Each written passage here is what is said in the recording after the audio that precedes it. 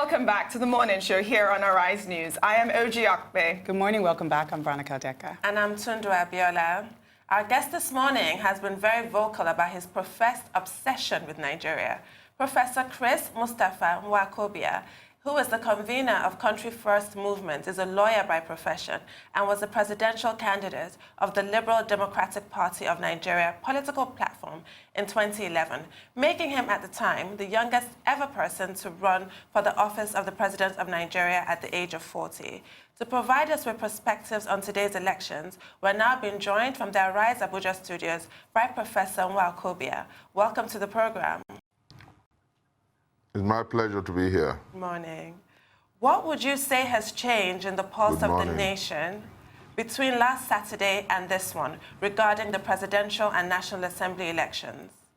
First, I think that we must salute the doggedness and the commitment of the INEC chairman, who practically talked to Nigerians every day since Sunday up until yesterday. He showed commitment, he showed dexterity, he showed a dedication to national service, and I think that we must commend him. But that is not to say that what happened last Saturday is salutary. That is not to say that we appreciate that it ever happened, because to postpone an election 6 hours, to the election wasn't salutary at all. See that affecting voter turnout? Do you think it's going to create voter apathy, or will it encourage people to come out and vote? First, I want to say that I am indeed excited that we're seeing today, and I want to say regarding your question that I was indeed surprised on my way here, the massive excitement and the turnout, as it were. As early as 7:30 to 8, people were out there on the streets. Polling centers were being, you see queues everywhere. I think that there is an excitement and some kind of anxiety, some kind of anxiousness, if you like, amongst the Nigerian people. They want to show that power truly belongs to the people.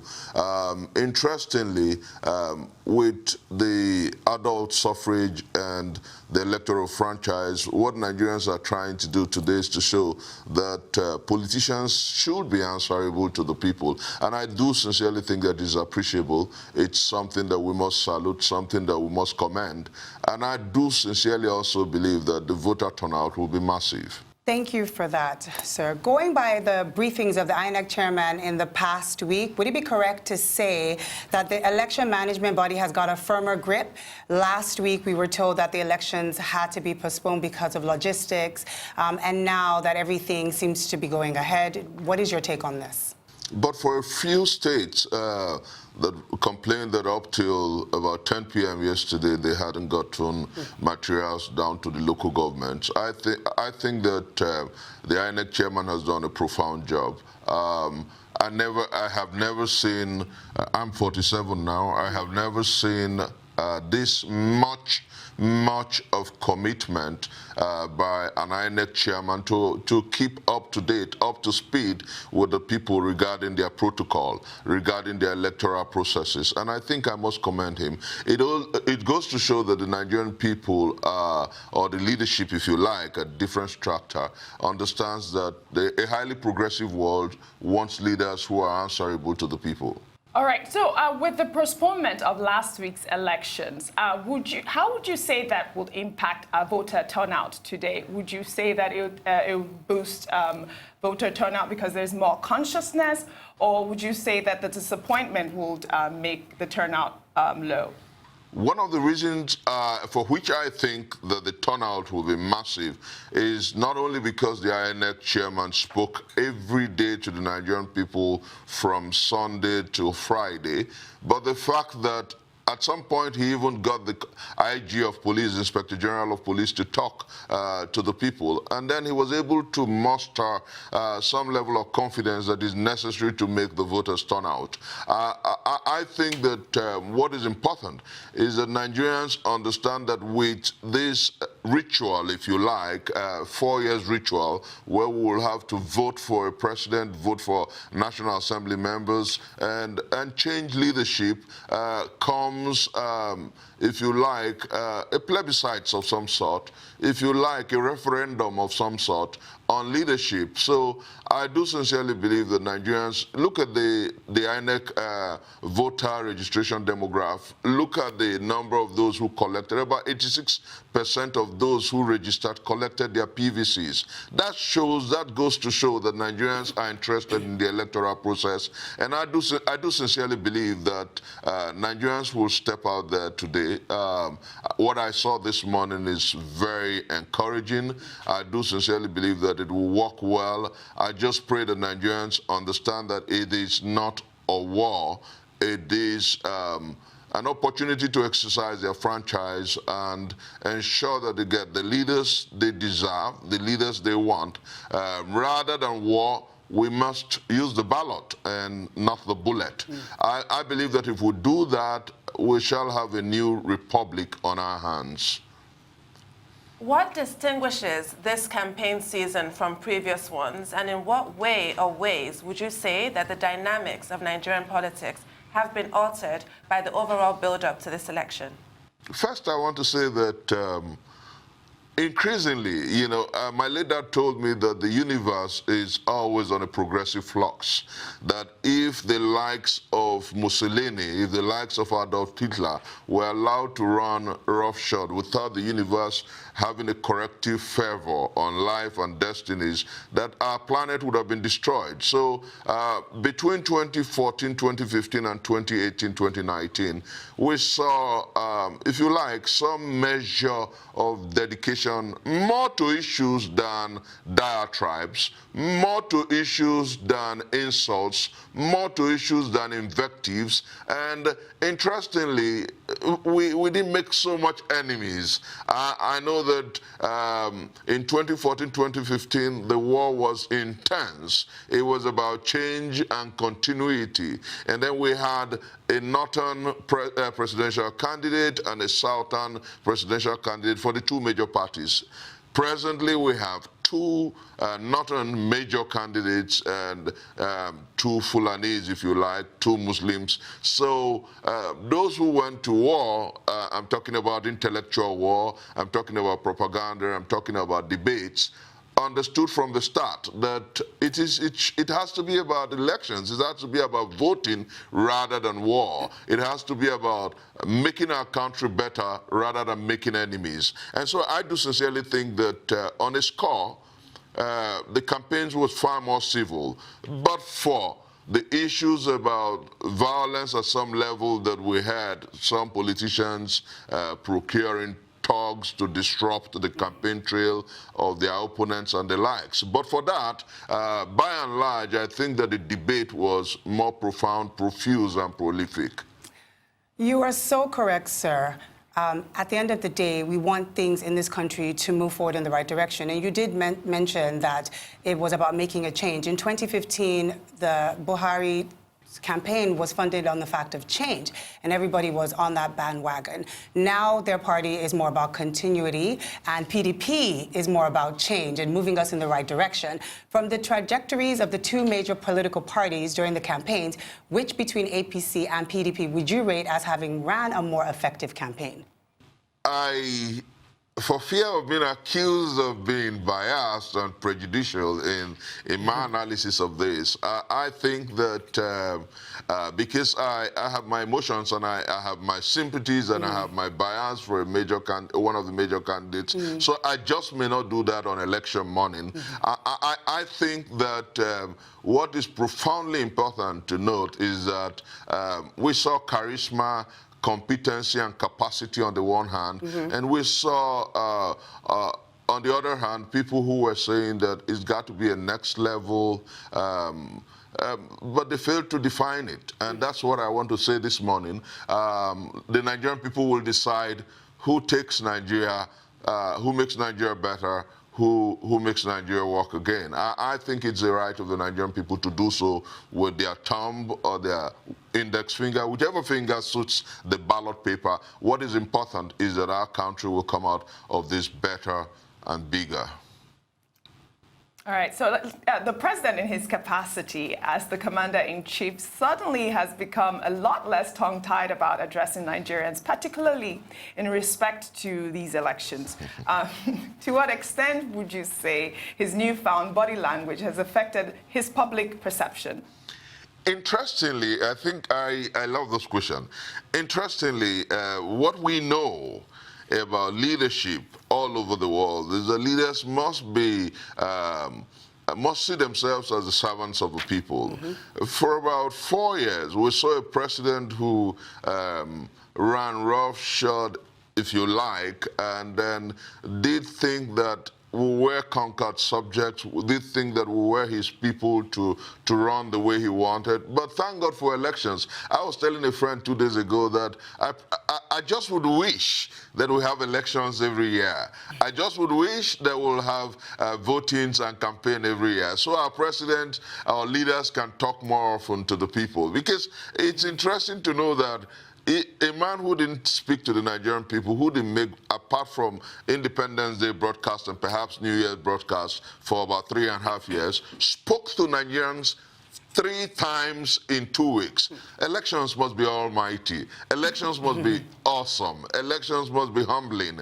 And I do sincerely think that that's the beauty of this democratic era. Nigerians must understand the difference between Phariseeism, hypocrisy, chivalry, chicanery, and all that. I think Nigerians must understand that people should truly be who they are and not pretend when it comes to asking a favor of you. I think that that's where, that's a big knock on our dear president. If he could really address Nigerians, and then the last address was indeed very, very interesting. He sounded so humble, he sounded so loving, he sounded so caring, and I wonder if our dear president could do all that. Why did he do it when the Agatu killings happened? Why didn't he do it when marauding herdsmen were on Plateau State? Why didn't he do it when people were butchering people in his home state of Katsina? Why didn't he think it worthy and try to address people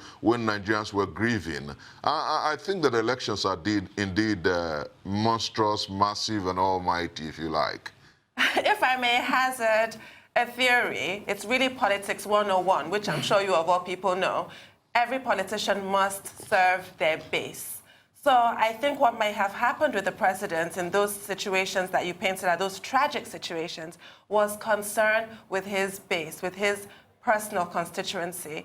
But at other times, you rise up and become, everybody is your base, everybody is your constituency, and you serve them all. Now, back to voter behavior.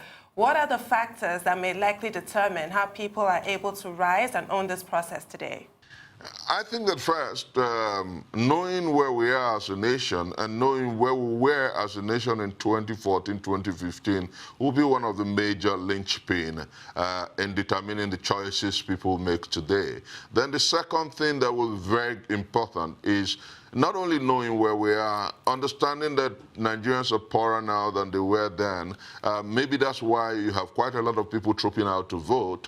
And then understanding that we live in a country where, like I said, as a schoolboy, my dad told me that the world is on a progressive flux. Are we truly progressing? Are we truly moving better? Are we better today than we were in 2015? It's a choice the Nigerian people are compelled to make. And I do sincerely think that whatever choices the Nigerian people make, there's an old philosopher who said that the people are almost always as good as the leaders they have. If the president we vote for is the president who will keep us the way we are, It's our choice. If the president we vote for is the one who will take us out of poverty, out of disease, despondency, and decay, and job loss to the amazing place of promise, it's our choice. But I sincerely want to say that today, the 23rd of February, is a watershed for all of us. We will decide to how we take leaders make leaders responsible and responsive to us. I love what I read on social media about 2 days ago also, where somebody said that Nigerians should adopt the character of voting out leaders after first term until we have a leader who truly makes the Nigerian estate a collective constituency. And I think I buy into that. We need leaders who will understand that be you Igbo, Yoruba, Hausa, TV, Bibio, whatever ethnicity, whatever religion you profess, you must understand that we're one people under God. I was discussing yesterday with a few friends in my hotel room, and I said to them, there is something about the universe that we must always know. God created the universe without boundaries and without walls. He created man as one. So whether we decide to create walls of religion, walls of ethnicity, walls of racism, it still wouldn't change the color and the image of God, which is love. And that is why, if you like, I'll digress a bit, it's almost difficult for the United Kingdom, Britain, to go and Brexit. You know, they're trying to create walls that had been broken before. And that is why South and North Korea are looking at brotherhood. That was why the Berlin Wall crumbled and East and West Germany became one. That is why Donald Trump is having problems in the United States of America. You want to build walls across your border with Mexico. And the question is that what the world truly needs now? We need brotherhood. God has given the world amazing riches and great resources for everyone. And that is why I wonder why most times when we discuss, we forget that there's that lovely song. From a distance, God is watching us. He's given us all enough to survive and thrive. And then unfortunately, we have leaders in this country who are dividing us on ethnic and religious lines. We have leaders who know regions and religion. And that's very atavistic. I think that the time has come for us to call our leaders out and ensure that Nigeria becomes not only the pride of its people, of our people, but the pride of Africa and indeed the pride of the black race and indeed the world. I think that that's where we are. And that is why I believe that the referendum today, through the ballot, will be a choice between making Nigeria great again and uniting the people of this country, or perhaps continuing with the divisive demagoguery that we have on the public space. Well, thank you for that, sir. You know, you're right. Nigerians we are united for change as a whole, and our politicians, especially the two leading political parties, have been mudsliding and slugging each other left and forth in the media. So before the late flurry of assurances by officials of this government, in your opinion, how much damage would you say has been done to the integrity of these elections by the utterances and general conduct of these participants? I do sincerely think that, first, you remember that the leading candidates and several other candidates signed a peace accord the first time, and then they signed again a few days to the election. It shows the commitment by both sides to keep the peace and ensure that we vote and not fight. That's point number one. Point number two is the fact that as much as the campaigns were heated, we have a nation of about 36 states and a federal capital territory.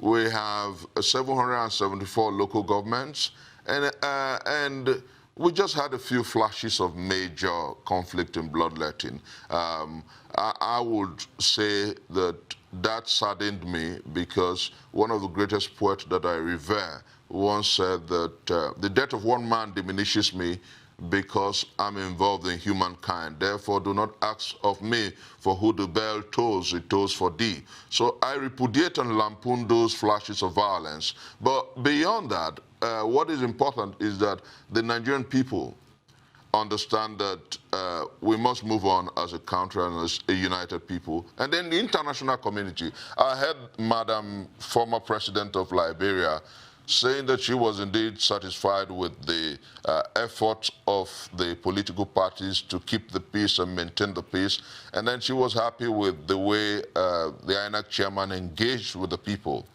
I want to believe that that was the same thing I heard the lady from South Africa, the lady from Botswana, and several other people. Ibn Chambers, the UN representative, former ECOWAS chief, they all said nice things. And I think that Mahmoud Yakubu and then the political body language of the major candidates towards this election changed profoundly. I remember hearing Alhaji Atiku Abubakar say, go vote. That the police will handle everything with amazing civility and without prejudice to any interest. I think that was good. I believe that by and large, if we were to test the rating and then the international perspective, we'll find out that for the first time in a long while, the only time I remember something like this happened was in June 12th. That exactly remains our watershed in terms of credible, free, and transparent polls. The world was in unionism about the beauty of that protocol. I remember Humphrey Wosu. Now, once again, the world is in unionism in its expectations that INEC will deliver on credible, free, and transparent polls. And I pray we do. I pray that Mahmoud Yakub does that. I pray that he outshines and outperforms the Jega. I pray that everything comes out smoothly because I do sincerely love my country. I do not want to see blood on the streets. I do not want to see people being barbecued. I do not want to see human cadaver and carcasses. I want to see a people who will come out of this in the next 48, 72 hours happier, better, and looking forward to the challenges of a new world. Because we live in a country that God has blessed with monstrous benevolence, monstrous munificence. And so if you have a people who are hungry, you have to blame leaders. And it is your right to take out leaders who underperform. All right, you're correct. Professor NWOKOBIA, violence has been a major concern for every Nigerian throughout this electoral process. But let me ask you this. What should be the dividing line between Governor El-Rufai's brand of nationalism as signed off by our president and openness to scrutiny, obviously, which is the international election observers represent?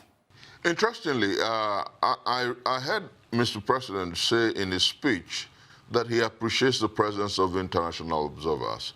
He said that he welcomes their desire to be part of the electoral process and to show how transparent it is. He implored INEC to cooperate with them. Interestingly also, I heard Mahmoud Yakub, the INEC chairman, say without equivocation that they are partnering with the international observers and indeed the local observers, and that their cards are open. I want to say that what is important for all of us is sometimes you come to a trajectory in history and in life where it becomes a willy-nilly situation. Whether they like it or not, the world has moved beyond kamikaze electoral processes. Whether they like it or not, the world has gone beyond what the Yorubas will call boju-boju electoral processes. Whether you like it or not, to borrow and perhaps sound like the Imo State governor, the statute builder, he called it Iberibeism. The world has gone beyond electoral Iberibeism.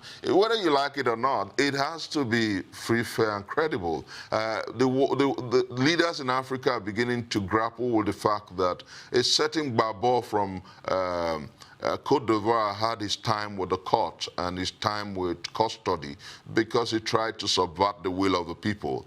The world is aware that not only are we a single home, may God bless his soul, my late dad told me in 1996 that the world is not no longer a global village, but that with the advent of the internet, the world had become a global hamlet, a global bedroom. And I know that what affects, like my mentor Martin Luther King Jr. would say, we're held together by a single network, a single garment of mutuality, a single web of oneness. What affects one directly affects the other indirectly. So the federal government of our country understands that you cannot live in isolation. Not even the young man of North Korea thinks that he can live in isolation. Not even China thinks that they can live in isolation anymore. And so when you are in a black continent, Africa as a continent of the black man, you understand that one thing that runs through the black man is sense of community and brotherhood. I grew up, sometimes when we visited the village during Christmas, the Yuletide festivals, they will tell us that you don't have a different family. We're all one in the same village. And that's exactly, whether you like it or not, there is something about our DNA, the black man, that wants to be the brother of the next man. So we must also translate it into our electoral protocol.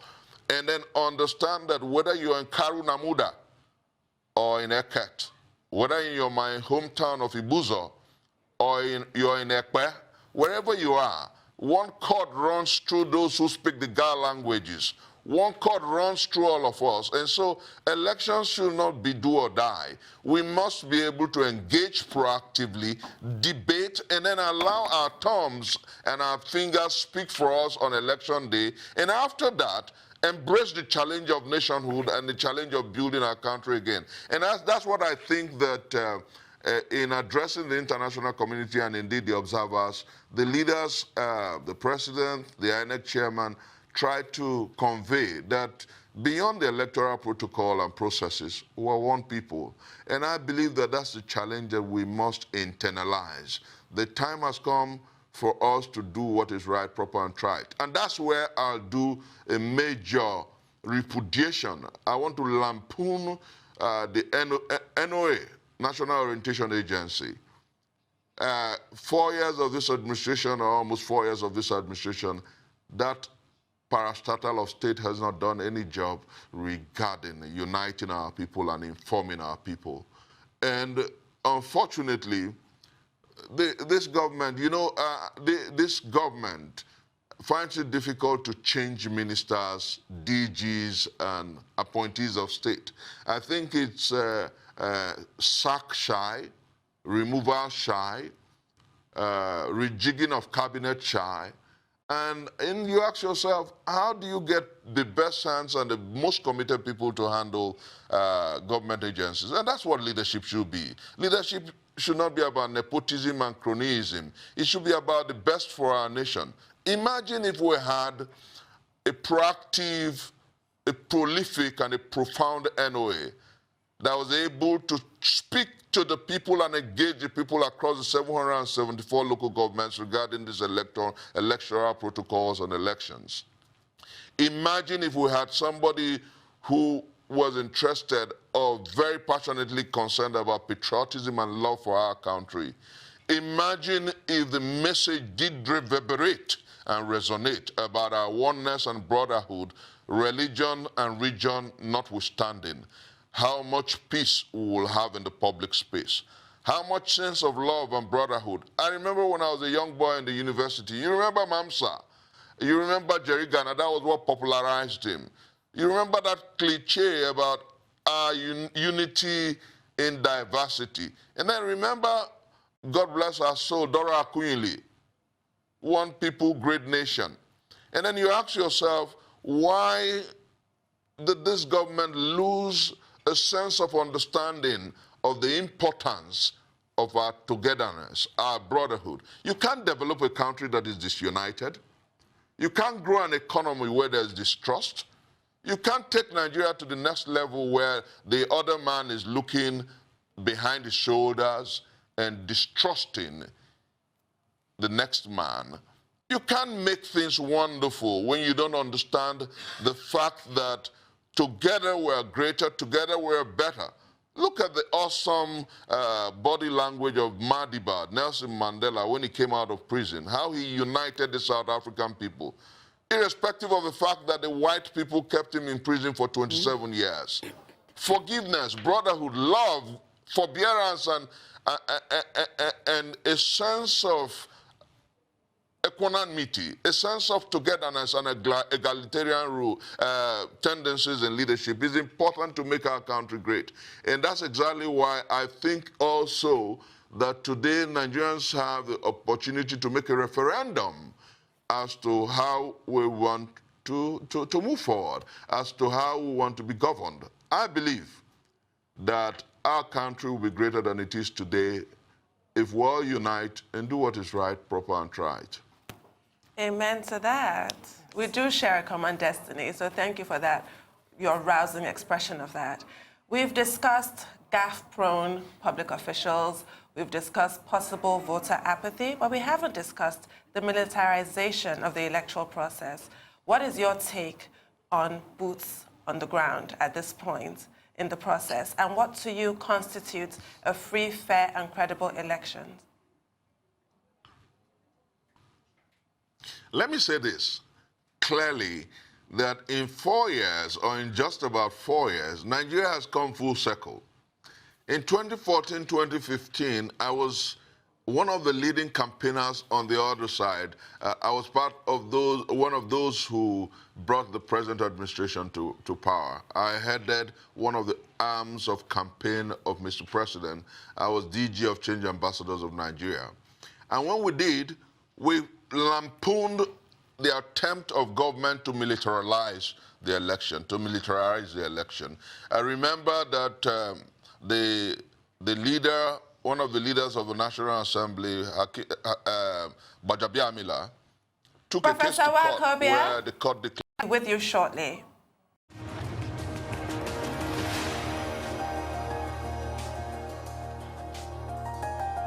Welcome back to the morning show here on Arise News. I'm Oji Akwe. Good morning, welcome back. I'm Veronica Deka. And I'm Tundu Abiola. So it's time to resume our conversation with Professor NWOKOBIA, our guest, who's joining us from the Arise studio in Abuja. Professor NWOKOBIA. It's my pleasure to be here. I'm still here. Thank you so much for staying with us. Yes, thank you. So you were telling us what, in your view, constitutes a free, fair, and credible elections. And based on the factors that we've seen so far, some of which we've discussed this morning, can that be achieved in terms of the gaffes that we've heard, in terms of the postponement, potentially causing voter apathy, and also the militarization, which we had not touched on? Let me say first that this election can still be very credible, can come out free and fair if INEC continues with the protocol that is held strictly to since Sunday. They can actually make Nigerians believe in it. They can ensure that they collaborate effectively with the security agencies, who should, as they inform the Nigerian people, take instructions from them rather than deal arbitrarily with situations. So I'm confident that this election can come out free, fair, and right. But what I must say regarding the use of the military, like I was before we went on that break, I was saying that in 2014, 2015, Hakeem Gbajabiamila, one of the leaders of the House of Representatives, took up a case in court trying to stop the military from being involved in the electoral process. And a judgment was given in that light. And so short a time, in under 4 years, our country has come full circle. Almost everything we criticized the past for is happening now. We have had the Chief of Army Staff addressing the nation regarding elections. We've heard him use strong words the way our president used the week before. And we wonder whether election is war. We know that we have theaters of conflict and war, insurgency, and terror that we should use strong words on, not necessarily electoral processes. But here we are. I believe that with the watch of the international community and indeed our local observers, the security agencies will be civil in handling the electoral processes. That's point number one. Point number two, I was saying initially that the world has moved beyond the Stone Age, or that point where there's exclusion, where there's darkness and you're blind to certain situations across the world. Today, if something happens in Ghana, you have prime time, premium time information. If something happens in Karo Namuda, you know almost immediately. Today, if something happens in my hometown of Ibuzo, you know almost immediately, because the superhighway, the internet, and the prying eyes of the international press and indeed the local press is on every situation. So I think that first, we should use this medium to advise and encourage our military agencies to be civil. I think also that we should address, of course, staff of INEC are listening to us. People across different political tendencies are listening to us. We must understand that our country is bigger than who wins the election. And we must understand that posterity is watching us. We must understand that at the core of the democratic process is the freeness, the fairness, and the transparency of an election. And when we understand that, internalize that, appreciate it, then we will not lower the bar. I would want to see Mahmoud Yakub end up perhaps on a better note than a Humphrey Wonsu, who insisted in 1993 that the election and the votes must count. I want him to outperform Jega, who had a fair, if you like, election in 2014, 2015. I want him to understand that the world is watching. I also want them to understand that Nigerians do not want to see the kind of election they saw in Osun State. I want him to understand that what is at the core of this whole process is the future of our children and indeed his own credibility. The greatest thing about life is not money. It's about legacy. Let me excite you a bit.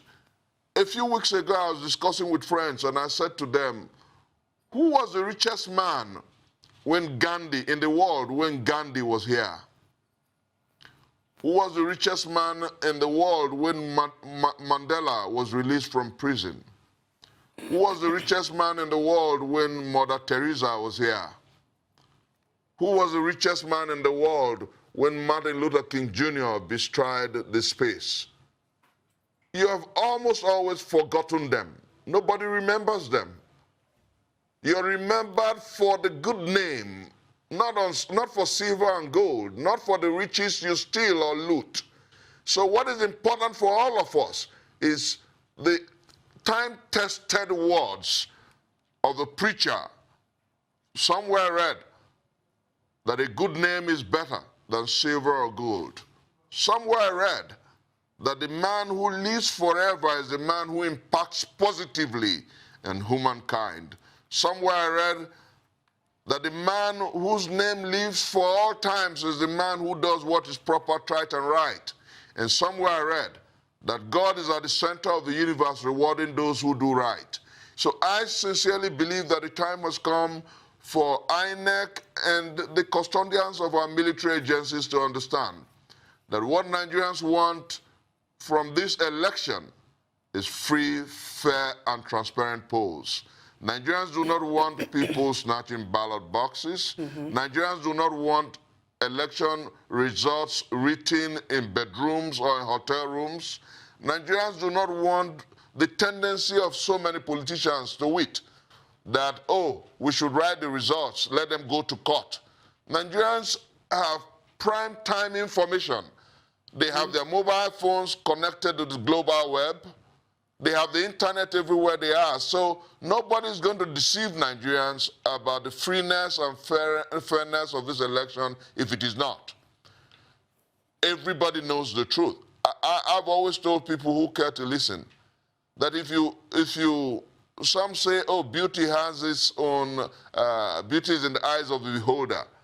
If it truly is the way it is, we won't have beauty pageants. We won't have normatives and conventions by which we determine who is a beautiful woman or who is an ugly-looking man. The truth is that no matter how you try to color it, it stands firm.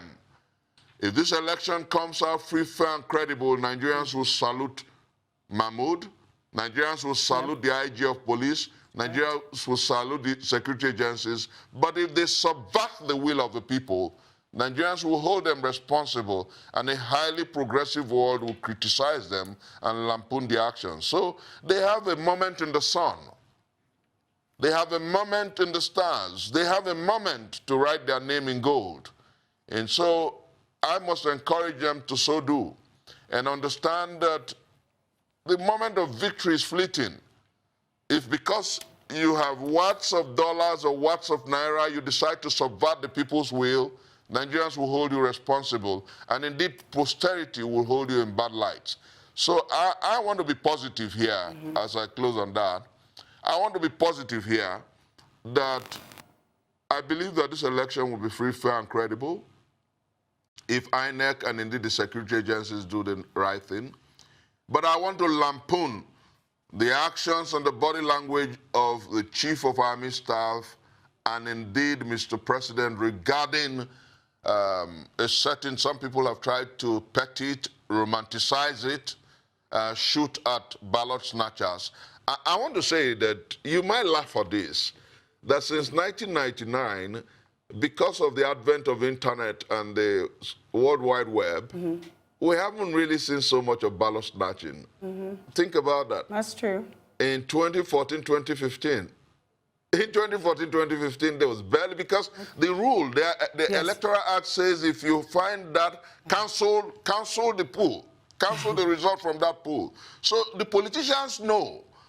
But some people are still living in the past, and they don't want to address the reality of now. I think that what is important for us as a nation is to internalize the reality of now, which is that the world is moving forward, and we must move along with that, which is that civility and due process must be deepened and internalized, which is that this country has no option but to outperform the past. We must improve by the day. If you have a child who's not doing well in school, you will repudiate it, you will try to correct that child, and you will try to make things better. That's where we are. We cannot continue to predicate the failures of today on the failures of the past. And that was the low point of the campaigns. I'm coming back to that, if you like. That was the low point of the campaign. When something wrong is done today, the present superintendents of the Nigerian estate blames the past. It is wrong. You do not excuse the failure of a child on the fact that you failed when you were small. The world is better today. The internet is there. Time is faster. You know, I remember that my daughter once said something to me, that we live in a world where in 2 minutes, if you're asked any question, you just may be able to answer it because you have Google. Yes. Now, you cannot come to tell me that what questions I couldn't answer 20 years ago should be the reason my daughter or my son cannot answer questions today. That's exactly what we hear. It's a low debate, and I don't know why Nigerians have elected to think that way. Oh, did it not happen in 2003? Did it not happen in 1999? Did it not happen in 2007? Is that how you want to grow a nation?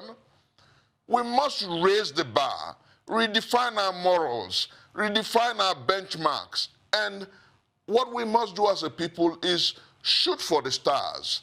It was Lincoln who said that if you shoot for the stars and you land in the clouds, you shall have, the world will consider you to have done well. And I do sincerely think that that's what we must begin to do. Those who promised us change in 2014, 2015 should talk about how well they've changed Nigeria, not predicate their failures on the past. That's exactly the simple argument that we must learn to teach our children. And I believe that by and large, those who believe that the universe will get better will always say that the least of my expectations is that Mahmoud Yakub's INEC will outperform Jaga's INEC. That's what it should be. Good. I want to quickly, I know that we are spent for time, but it's really interesting that I want to get your take on this. Like you said, Nigerians are encouraged, that people want unity, and every single person is connected by the internet. Even myself, waking up this morning, looking at the numbers, a lot of polls have come in showing that one candidate is highly favored than the next, and it has been shown over history that at the end of the day, when the elections are usually announced, when the results come in, it's always a very short margin for one candidate winning over the next. If you are a citizen who is not in favor of the two major candidates and possibly one of the other candidates that are listed on the ballots today, do you still go vote for your candidate, or do you look at one of the bigger APC or PDP and just align your vote for one of them in the hopes of change? What do you say? In 2011, when I ran at 40 as the youngest on the ballot, unfortunately, after 8 years, I still think that because so many of the very young candidates refused to continue, I still happen to be the youngest in Nigeria's democratic history. Ahmed Buhari withdrew, so none of the candidates who are still in the race is 40. I was on the ballot about two weeks before I was 40. But now what is important is the fact that we have two major candidates. That's not enough for those who believe in the other candidates not to go out to vote. I still think that, like people voted for me in 2011, people will still vote for my good brother and friend, Kingsley Moghalu, Fela Durotoye, Omoyele Sowore. These are candidates who are deep and very bright. The candidates, like I would say of myself then in 2011, candidates of the future. We will sit down after this election to redefine and redesign how we engage politically. I believe that it is not enough for those who believe in their candidacies to lose faith. They still should vote. What happens in elections is not necessarily who wins alone. Remember the language of the Olympics. It is in participating. And when whatever votes they score will help us determine how we remodel our future and our electoral protocols. I think it's important that if you believe in any of the other candidates, you go out there to vote for them. But what is primarily for me germane in this discussion is the fact that Nigerians must understand that the green, white, green is bigger than the color of the APC. That the green, white, green is bigger than the color of the PDP. That the green, white, green is bigger than the color of any of the political parties. And that all of us as a nation are bigger than any of the candidates and all of the candidates put together. And so we must understand that the time to put our country first is now. We must understand that the time to do what is proper, right, and right is now. We must understand that the time to vote and not fight is now. And we must understand that God sits over the universe watching for men who will put humankind before individualism. And I believe that that's my counsel to our brothers and sisters who are out there. Don't allow politicians use you as thugs and instruments of war. Do not allow people who bring money to buy your votes take advantage of you, because whatever choices you make today will determine your next 4 years. So I do sincerely implore our brothers and sisters, and indeed those who are the umpires of this election, to understand that it must be country first. It must be our nation first. And together we can take our country away from poverty, disease, despondency, and less than proper protocols to the amazing place of promise. I know that the God who watches over the universe will help us if we do our bit. And I know that this election will perhaps lead us closer to El Dorado if we do what is proper and right. And I know that at the end of the day, winner and victor, loser, and if you like, the defeated, will shake hands together in brotherhood and say that Nigeria comes first. That's my prayer. That's my expectation. And I do sincerely believe that for our children, and indeed this country, we should be able to subsume individualism and egocentricity for the altruistic. Thank you, Professor. I just have one quick question really quickly. In terms of avoided votes, do you think that there's been enough voter education, and what should people be doing when they go to the polls today? Interestingly, I think that INEC has done quite sizably some voter education in that respect. I think that we just may not have so much voided votes because they have said to voters, if your thumb is too big, maybe as big as mine, use your index finger. If it's too big, use your small finger.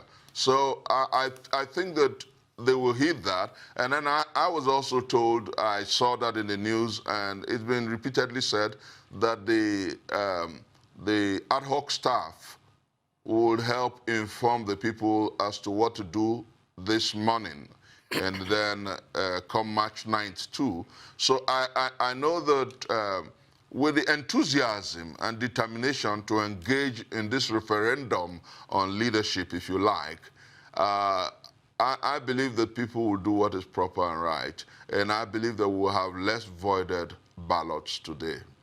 All right. Thank you so much for that. It's been quite insightful to have you here. Thank you so much for being on the show.